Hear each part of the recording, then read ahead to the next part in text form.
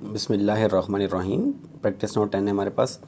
After a pay cut off 3%, Davy monthly salary become $3346.50। Find her original monthly salary. Practice note 10 है हमारे पास। Start करते हैं, इसको solve करते हैं।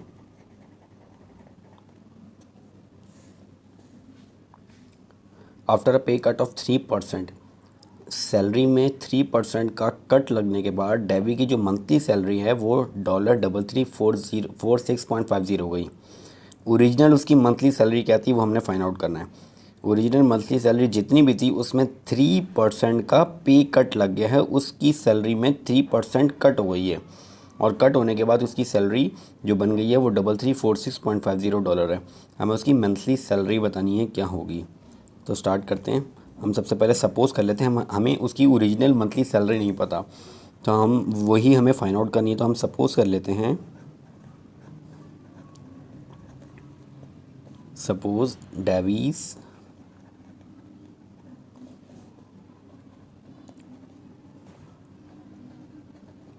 Monthly salary is equals to x. हमने ये सपोज़ कर लिया कि डेवी की मंथली सैलरी जो है हमारे पास एक्स है। अब इस सैलरी में उसका 3% कट लगने के बाद उसकी जो सैलरी बन गई है वो ये आ रही है हमारे पास $3346.50। तो हमारे पास इसमें अगर 3% का कट लगाएं,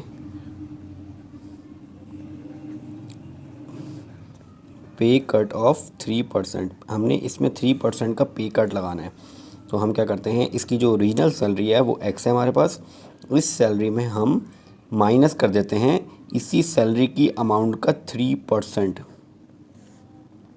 उसकी ओरिजिनल सैलरी एक्स है, उसमें हमने पे कट लगाया, उसमें माइनस कर दिया हमने उसी ओरिजिनल सैलरी की 3% का, और 3% का कट लगने के बाद जो अमाउंट बन जाएगी वो है हमारे पास $3346.50। अब इसको हम सॉल्व कर लेते हैं। x minus x multiply by 3% का साइन हटेगा तो नीचे आ जाएगा 100 इज इक्वल्स टू ये हो जाएगा 3346.50। ये हो जाएगा हमारे पास x minus x multiply by 3 divided by 100। 3 को 100 से डिवाइड करवाएंगे तो 0.2 टाइम्स आगे आ जाएगा तो 0.0312। ये 3 डिवाइड बाई 100 आ गया और फिर 3346.50। दोनों में से x को कॉमन लिया, x को कॉमन लेंगे तो 1 माइनस 0.03 बराबर आ जाएगा हमारे पास 3346.50। ये आ गया x, 1 में से माइनस कर देंगे 0.03 तो हमारे पास 1 माइनस 0.03 0.97 और ये बराबर आ जाएगा 3346.50। अब x की हमें वैल्यू फाइंड आउट करनी है तो x बराबर आ जाएगा 3346.50। ये इसके साथ मल्टीप्लाई हो रहा है, यहाँ पे आगे डिवाइड हो जाएगा 0.97 यहाँ पे आगे डिवाइड हो गया तो हमारे पास जो अमाउंट बन जाएगी वो आ जाएगी 3346.50 डिवाइडेड बाय 0.97 $3450 तो x आ गया हमारे पास $3450। तो ये हमारे पास ओरिजिनल सैलरी आ गई डेवी की, जिसको हमने x सपोज किया था उसकी वैल्यू आ गई 3450। तो हम यहाँ पे लिख देते हैं हर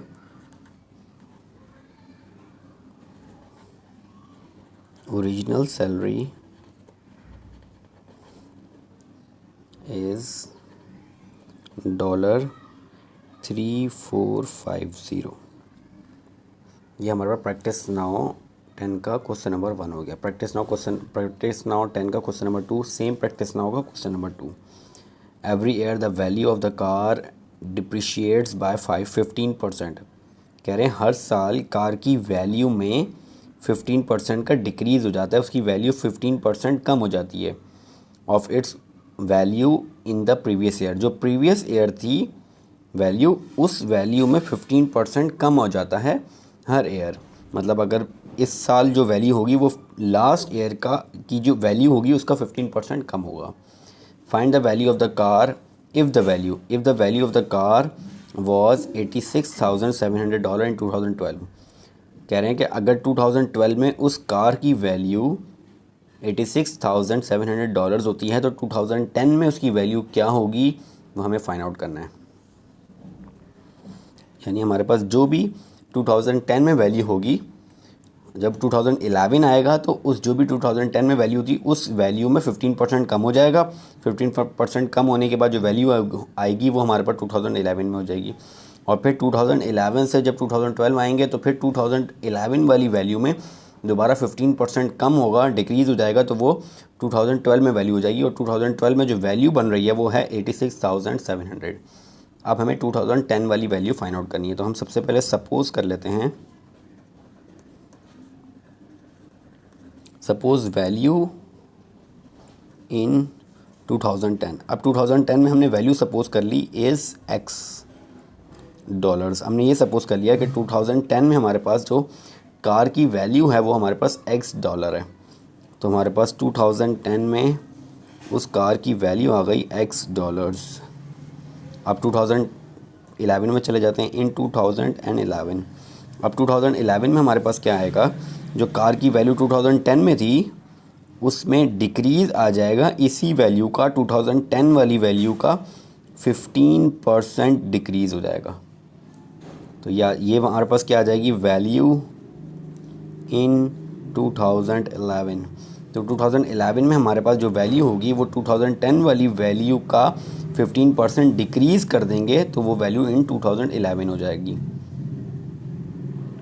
तो उसको सॉल्व करें तो x minus x multiply by 15/100, ये हो जाएगा x माइनस एक्स।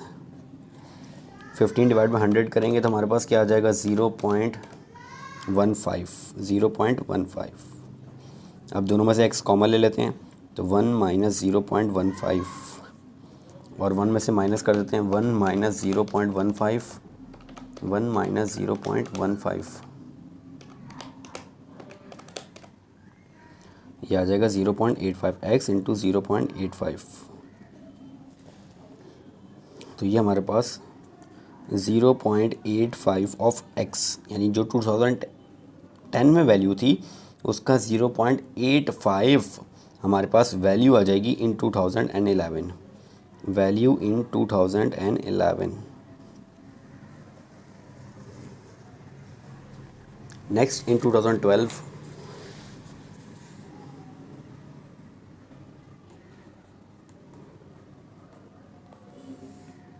इन 2012 में क्या हो जाएगा हमारे पास, 2012 में हमारे पास 2011 में जो वैल्यू आ रही है उसका 15% कम हो जाएगा। तो 2011 में जो वैल्यू आ रही है वो है 0.85x, ये 2011 की वैल्यू है।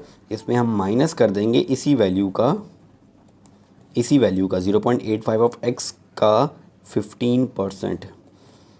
तो सब्ट्रैक्ट करने के बाद जो 2012 में वैल्यू बनेगी वो हमें गिवन है, वो हमें उन्होंने कितनी वैल्यू बता दी है कि 2012 में जो वैल्यू बन रही है वो $86,700 है।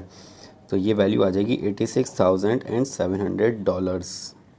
2012 वाली वैल्यू हमें बता दी गई है, 2011 वाली वैल्यू हमें नहीं बताई हुई थी। अब इसको हम सॉल्व कर लेते हैं, 0.85 of x minus 0.85x multiply by 15/100 is equals to $86,700। अब इसको सॉल्व कर लेते हैं, दोनों में से x कॉमन ले लेंगे, यहाँ पे बचेगा 0.85 माइनस 0.85, 15 डिवाइड बाई 100 हमारे पास हो जाएगा 0.15 और 0.15 0.85 से मल्टीप्लाई होगा तो हमारे पास आ जाएगा 0.1275 और यहाँ से x कॉमन चला गया, ये आ जाएगा $86,700। अब इन दोनों को माइनस कर देते हैं, 0.85 माइनस 0.1275 तो 0.7225 $86,700। तो x की वैल्यू आ जाएगी हमारे पास $86,700 डिवाइड बाय 0.7225। तो ये हमारे पास बन जाएगा 86,700 डिवाइडेड बाय 0.7225। तो x की वैल्यू आ जाएगी हमारे पास 120,000। डॉलर्स, यानी the value of the car in 2010 is $120,000 या $1,20,000. The value of car in 2010 is $1,20,000. तो ये हमारे पास प्रैक्टिस नाउ 10 कंप्लीट हो गया, question number 1 and question number 2.